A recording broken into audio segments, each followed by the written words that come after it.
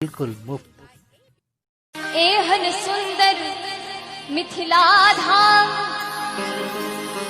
एहन सुंदर मिथिला धाम, दोसर पायब कोने ठाम हे, दोसर पायब कोने ठाम हे, दुल्हा दुल्हन सीताराम जनकपुर में हे, दुल्हा दुल्हन सीताराम जनकपुर में।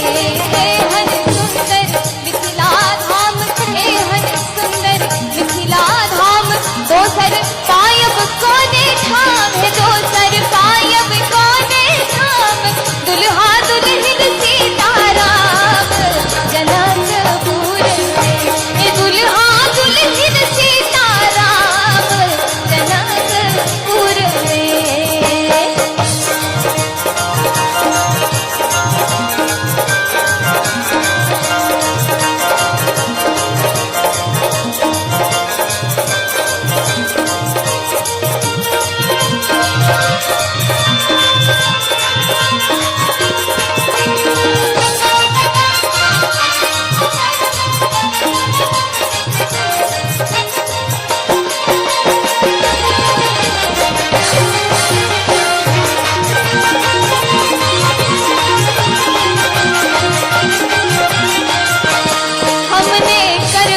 ककरो आस, हमने करबै ककरो आस, जखन मिथिला हमर वास, जखन मिथिला